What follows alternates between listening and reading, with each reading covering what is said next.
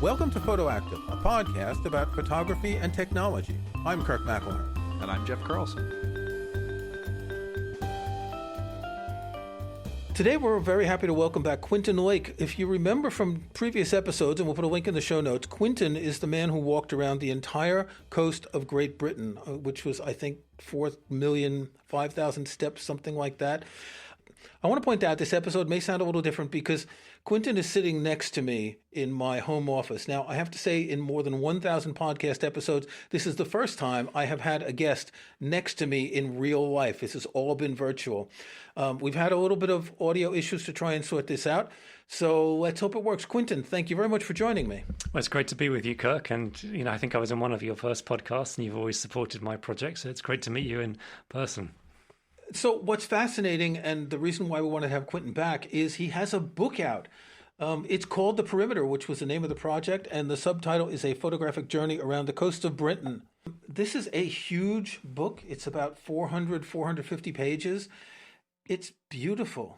I mean, how do you feel holding this book? Now, we're recording this in March, well in advance of when the book is released, and Quintin has one of the earliest copies sitting here on my desk, and it is really a lovely book. As someone who regular listeners know buys a lot of photo books, definitely congratulations on the quality of this. Oh, thank you. Thank you. So, I mean, it's been a 10-year project from the first step, 5 years of walking, the 2 years lost in lockdown, then publishing the book, then culling down like 100,000 images to the 1,200 images which are in the final book.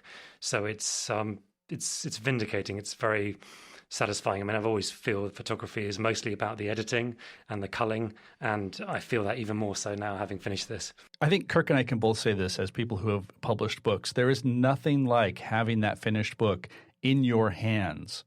Do you have like the finished version there? Can you lift it up for the camera? For the audience who can't see it, but so Jeff can see it. For the audience who can't see it, but see, I'm still in Seattle. I didn't get to go to Britain to go see this in person, so I'm doing this vicariously. I hope one day, Jeff, you will come to visit and we will record a podcast live. Definitely. Also, you can come to Seattle if you dare. I'm not sure I would dare right now. So I want to go back to what you said, 1,200 photos, so that's 1.2% of the total number of photos you shot. That's right, yes. Yeah, I think I'm probably just a very bad photographer. But it's also, I think we maybe talked about this in previous episodes. I kind of think of photography a bit like sketching. You work around the subject, you take maybe what you think is the obvious image, and then you move around, change the focal length, change the light. And I tend to maybe create 20, 30 images before I feel I'm getting close to the image that I like.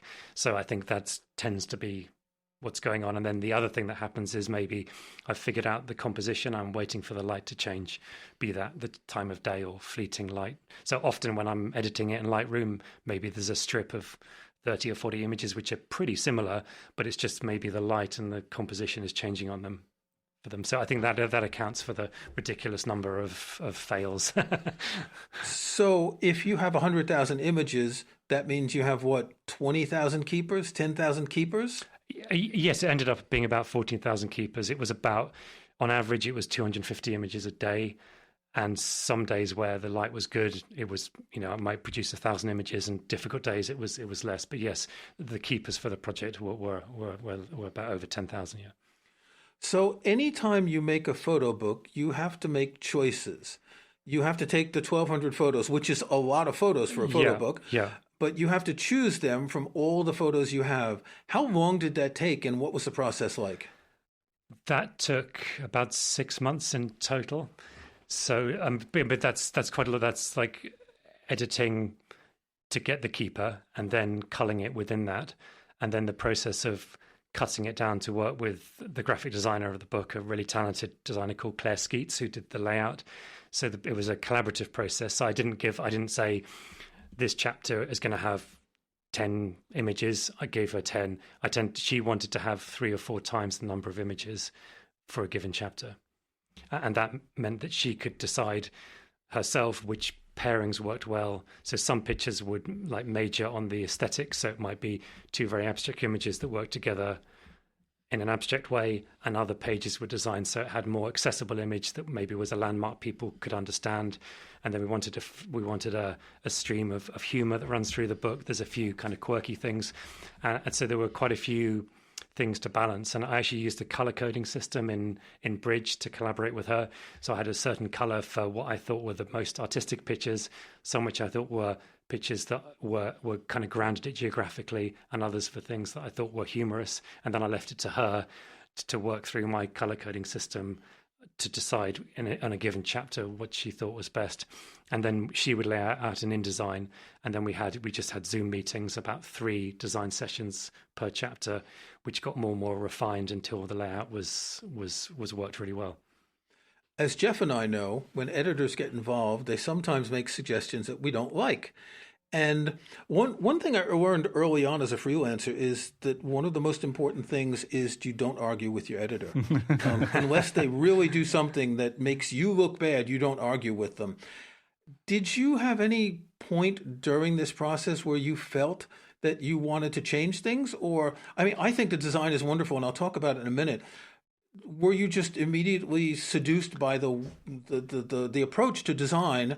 In terms of the page layout, the graphic design, right. The most wrangling was we did 3 test chapters, so that just very briefly, the book is 54 chapters, which are based on historical counties of Britain, and some are a long distance, like nearly 1,000 kilometers. Some are very short, so the number of pages is proportional to the distance walked. So some chapters have over 30 pages, and some have just got 4.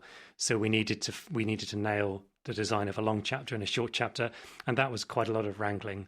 And the book is trying to balance appeal that's accessible with a kind of fine art aesthetic, which is more the way that's centrally important to me.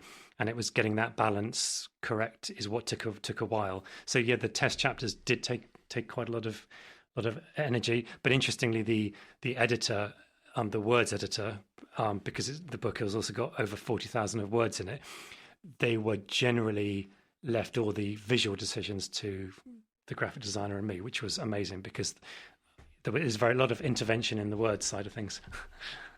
Yeah, I was wondering if there were any times when you just really came to a head trying to I don't know, fight for some images, like if maybe she really wanted something and you didn't think it was the right thing, or was the process smoother in terms of choosing? I think because we put the effort in figuring out the test chapters, when we actually came to work through the 54 chapters, it was really quite smooth. So sometimes she would present her first draft and I would think it's amazing first off, and then there were some things where there was a bit of toing and froing. So each chapter, for example, has an opener image which is full bleed, full page, and it was really important to me that they were technically and aesthetically the highest quality images, and that was really important to me that they were right. And there were a few where maybe I would suggest we flipped a page that had smaller billing to a page that had bigger billing. But it was really interesting because as a photographer, I might have a hierarchy of a stronger image that would work, say, on the wall in a gallery. But as a graphic designer, they have a different skill set they're bringing to it. And she could often say, well, this is, we've got too many pages which are busy, too many pages that have the same color. And often when she explained the reasoning why, I could see that. So it was a good creative collaboration. One of the things that I notice about the layout, this is a very nice, clean grid layout. So typically for people who are listening who haven't seen this yet, and we'll have some sample pages on the website so you can take a look, but there are many just square aspect ratio pictures. They're all squares. They're all squares. Okay. Well, then that negates my question, because my question really was, did you have to do any additional cropping? Did you have to like choose how something was framed to have it appear like each individual image? But I guess if they were, because I forgot that you were shooting square, right? That's right. Yeah, I mean, I was less tied to that idea than the publishers were. But yes, I shot everything for this project square. And I went into collaborating with the publishers thinking is that going to be too relentless or too still or too quiet? And they were totally, no, let's run with this. We're going to make the book square. We're going to have all the layout square, and the I think there's about 10 different templates of square layout.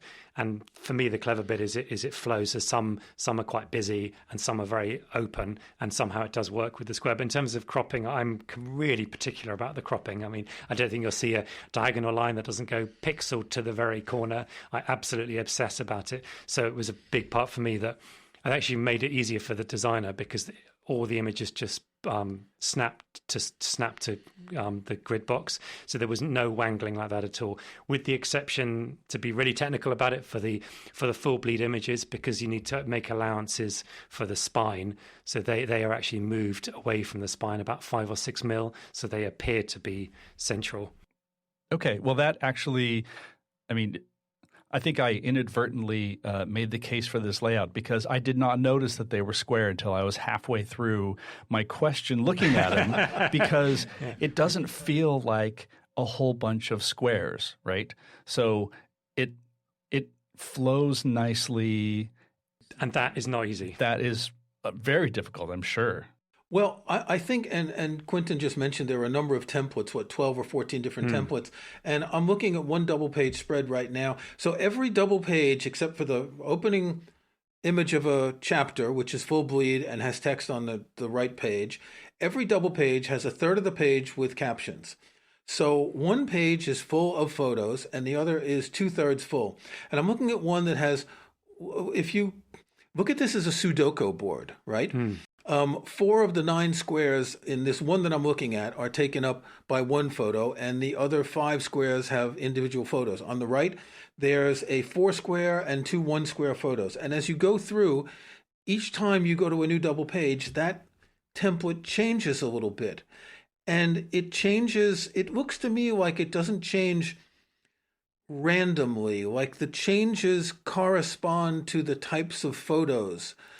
In other words, they must have chosen the templates according to the photos for each double page, what would highlight the most attractive photos on each double page. Is that correct? That is correct. And I think just to, as a sort of warm up to answering that, I think that when I'm judging if a photo is successful, I'm looking at where my eye lands in that image, and then the path my eye makes around that image, whether it's static or whether it's moving. And that's really important to me to judge it. But then when you place another picture by it and it becomes a diptych, or 3 and it becomes a triptych, then that path of the eye follows all of them round. And then when it's a book page, then there's an interesting pattern that it flows. And I don't think you can be that scientific about it. Sometimes it's because the color's drawing you.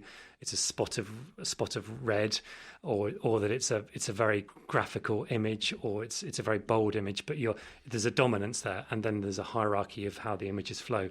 So I think that was very much allowed for in the design. So it's like the photographer's eye, but applied to multiple images together. It changes the way we look at photos. And in most photo books, you're at most looking at 2 photos, generally, left page, right page. Whereas here, you're looking at as many as, 8 or 10 or more.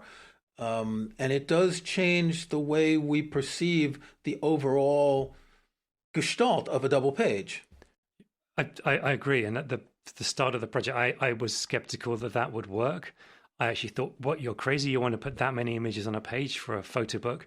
But I think I genuinely feel that it works. And not only that it works, it gives the serendipitous impression of a project like this, of walking the British coast, where one minute it's natural beauty, the next minute you're walking into a firing range, the next minute it's the sort of the small-minded sort of passive-aggressive signs that are so common in Britain next to each other. And then you putting all those things together in this way, it seems to be it's a true representation of the experience. I want to just riff on something you said earlier about how the diagonals are always pixel perfect. And on page 58, a picture of South Devon where the shore meets the beach at the bottom right corner, and it is pixel perfect. And we were joking earlier about our shared forms of OCD, and it's very clear that your precision in some of these photos is really something that that stands out as you leaf through the book. And I'm scrolling through the PDF as we're talking here, and you can stop at any page and you can see that there is a certain level of precision that kind of informs what the all the photos on the double page are. Because I think probably geometry is probably the most important thing to me that I'm looking for to be controlled within the image, and I think probably that allows it to work well graphically in the layout. And then that OCD also, I think we once it got to proof stage, so there were printed proofs. I think we did 5 different rounds of iterations, and then I would be editing the tone and the color balance so that each spread worked harmoniously. So, for example, we might choose a spread where 4 images would work together that were all kind of maybe sort of ivory, creamy colors, but then we wanted, if one was maybe too blue or too red in terms of color temperature, it didn't look very, very harmonious. So I did do some editing specifically for the book, if that makes sense, so that a given spread worked better. So that's really interesting. So you had already edited these photos, but once you put them together with other photos, you were tempted to re-edit them because of the way we perceive colors when they're next to other colors. Correct. I mean, I'm one of my areas of OCD is getting just the right color temperature, and I like really high key images, and it's also the precise amount of, when to make a sky look white but not paper white.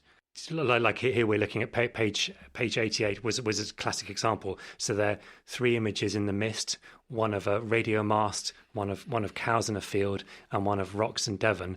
I edited them after we were in the proof stage, sorry. So they'd all be the same color temperature. So the gray is both neutral and the sky is pale enough, because I found even 5-10% it makes it look sort of overcast or too heavy, and it's not really how it felt.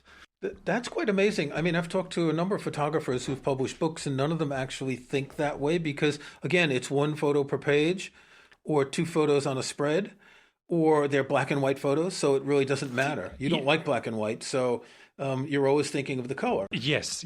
And I think it's because of this type of the layout where it's as much about how the pictures interact as about a picture by itself, that they have to interact correctly. And then just conversely, to give a different example, some pages where everything is quite saturated, bright summer colors, or maybe Martin Parr type pictures of lurid seaside towns, I was making sure they were all pretty saturated on a given spread. And then that was hopefully the joy, because this is through all 4 seasons for 5 years, that when you flick through the book, you get some kind of low-key images and then some saturated images, which hopefully evokes the seasons strongly. And then as you go further north in Scotland, where the sunsets tend to be brighter and more saturated than down south. I'm just trying to think about how most photographers would never think of this, that the layout that was chosen for this book makes you look at photography totally differently.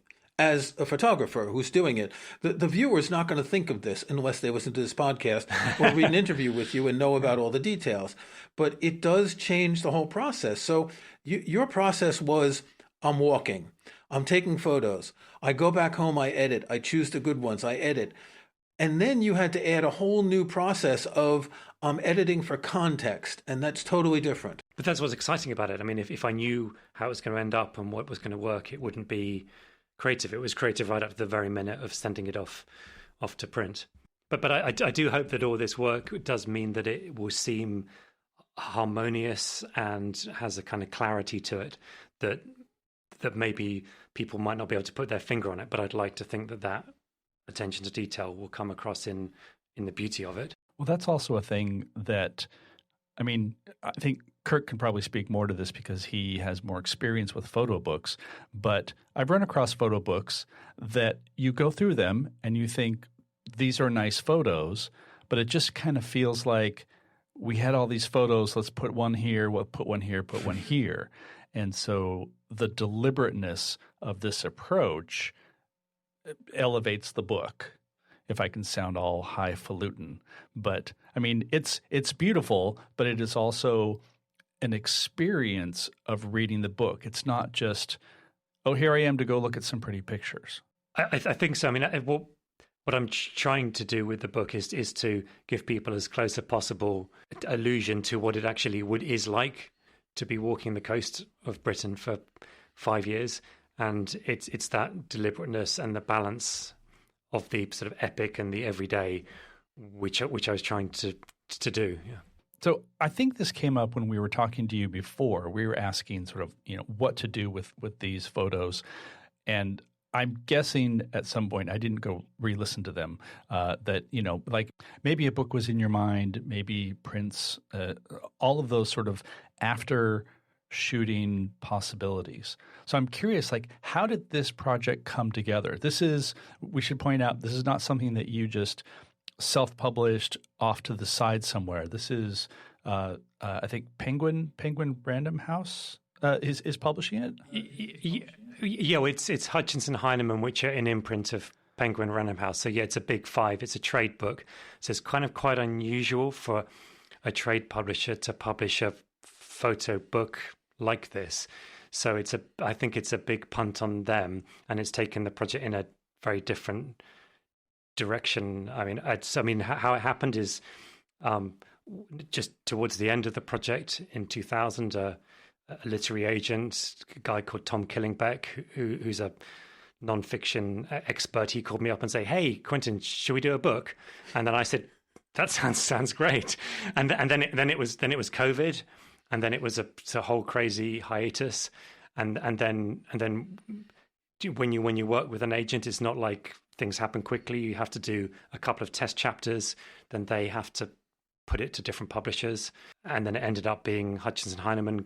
Kind of, we felt made it look the way that we thought would be the best, and then it's been a year of sort of shutting down all the other aspects of my photography business and just focusing on this for a year to make it happen. I was telling Quintin earlier, I worked in a French bookstore for a few years, about 30 years ago. And this is the kind of book that I would recommend to people who come in around Christmas looking for a nice book to give to someone as a gift. Because anyone, anywhere in the UK, although you didn't go to Northern Ireland, would welcome a book with pretty pictures of the UK. And I think saying pretty pictures doesn't devalue it. But it's such a compelling book when you open a double-page spread, and I'm looking at one now, page 138, 139. There's something, you were talking about the fact that you've edited the skies to be the same tones, and there's a harmoniousness across the 5, 6, 12 photos on 2 pages that somehow adds up to something, right? That adds up to more than the sum of the parts. I agree. It's kind of like cinema grading, the spread we're looking at there. It's a quite limited palette of kind of greys, a few browns, a bit green, and it really gives it a feeling of place, of what it's like in West Wales in the winter. Okay, now I'm also curious about the writing portion of this. So you wrote everything. Did this come naturally? Is this based on is this based on notes that you had taken? What was that process like? So that was very challenging for me, I think would be the fair way to put it. So for 4 years, I wrote a journal based on my walk in Digital Camera magazine. But it wasn't, it was sub-edited, but they seemed to be quite happy with what I wrote, and it sort of boosted my confidence a bit. And I kind of got used to writing a little bit professionally, but this is the first time I was professionally edited. So it has a lot of words. It's about 40,000 plus words. So it's kind of like a moderate novel size amount of copy. And so I wrote the manuscript based on my diaries that I wrote on the journey itself. So I used IA Writer to make notes at night that would be maybe more bullet points if I was tired, and if I'd had a good meal and was rested, I might write a few paragraphs. And I tried to write everything that I couldn't communicate with the images to prompt my mind. So it'd be when I had injuries. So on this project, I had a shin splint, a torn tendon. I kind of got stuck below cliffs, and then COVID. There were some kind of dramatic things. And then if I hadn't met anyone for 3 or 4 days, if I met someone interesting, or they put me up and I had human kindness, or describing the weather or my moods and emotions, the things, so everything that I can convey in the pictures. But then when I was editing it to write the book, that really wasn't enough. And I had to also input a sense of geographical location. I had to interweave sort of some factual elements to it. and then relate them in a way that the selected images that we chose, there was some relation. So we tended to have, like, if you read the copy, there's a couple of images in each chapter where there will be some to and fro. So my initial manuscript, I think probably the words used were maybe 20%. So it's the first time I've been like professionally edited. So my editor was an amazing woman called Vanessa Fan.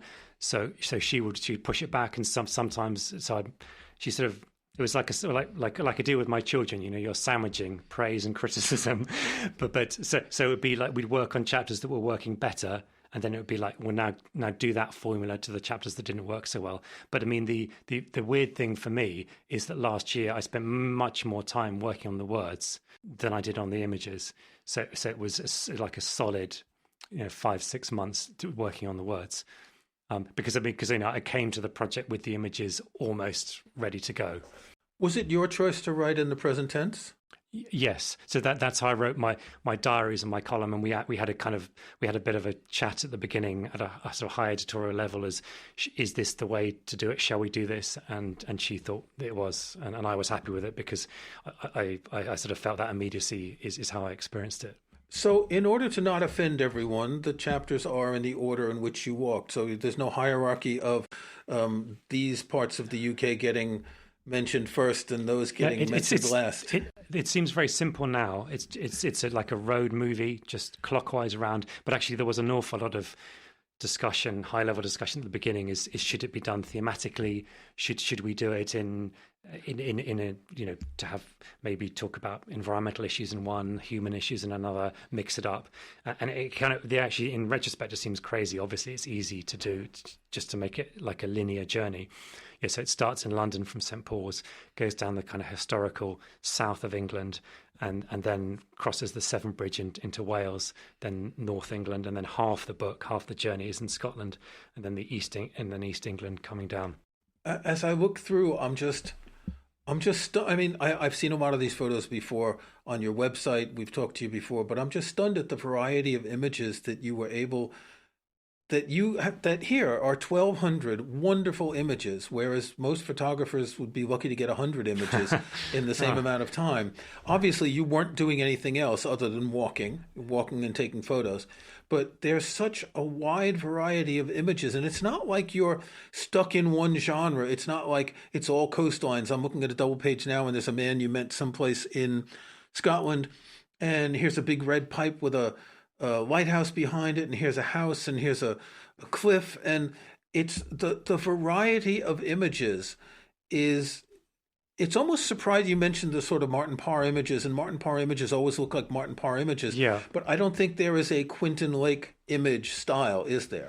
No, and that's the process and the result are intertwined for me. I mean, the walking for me really is a tool for inspiration. It's not every single day there was some inspiring moments, and that happened because I was walking at 3 to 4 kilometers an hour with the world flowing past my optic nerves, and all those different compositions and lights were flowing past. And that meant that I could go, oh, hang on, that one was interesting.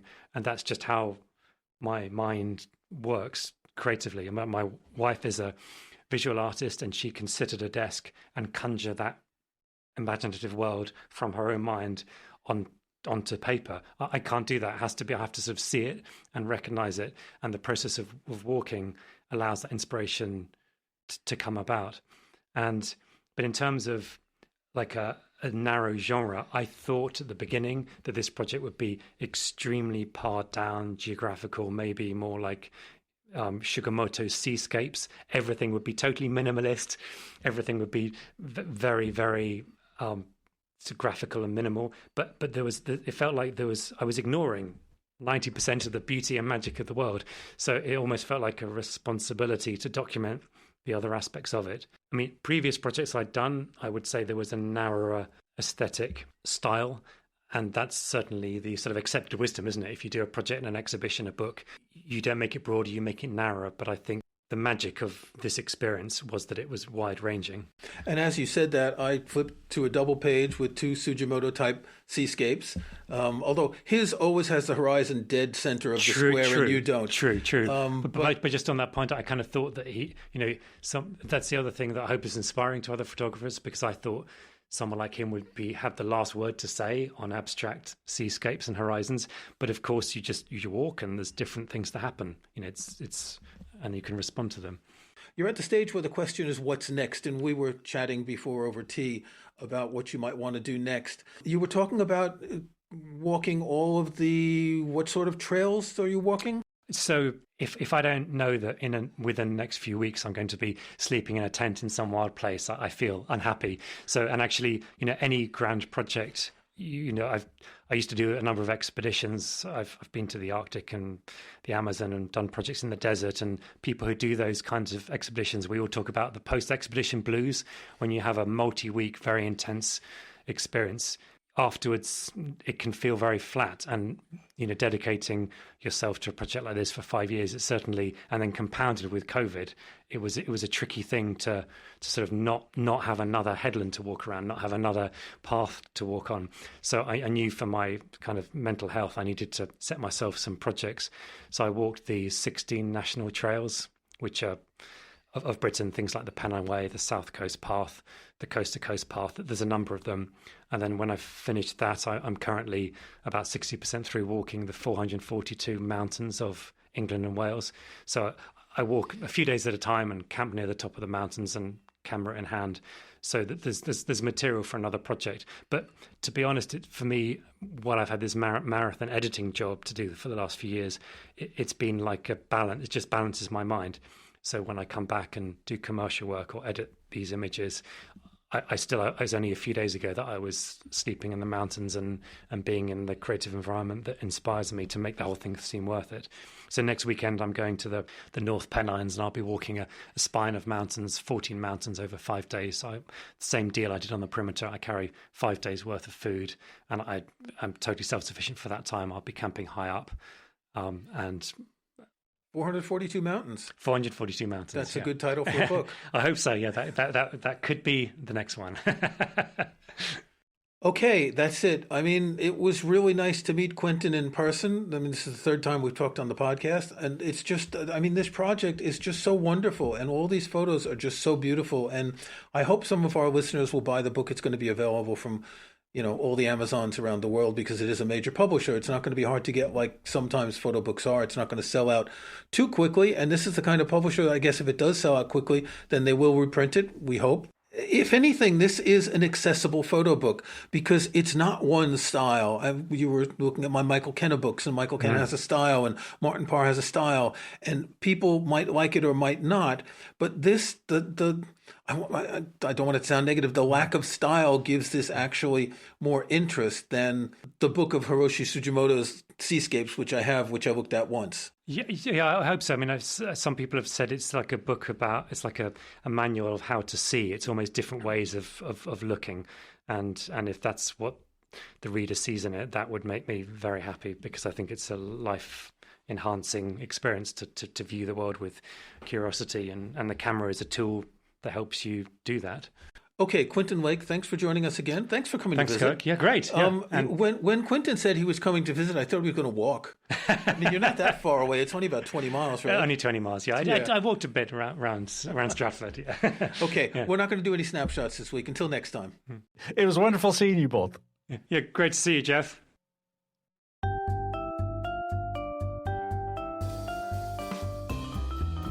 Thanks for listening to PhotoActive. You can find show notes, including any photos we discuss in this episode, at photoactive.co. That's photoactive.co. We couldn't afford the M. You can join our Facebook group at facebook.com/groups/photoactivecast. That's photoactivecast in one word. You can subscribe to PhotoActive in your favorite podcast app or on Apple Podcasts. See the links on our website. And think about leaving us a rating or review in iTunes or in your podcast app.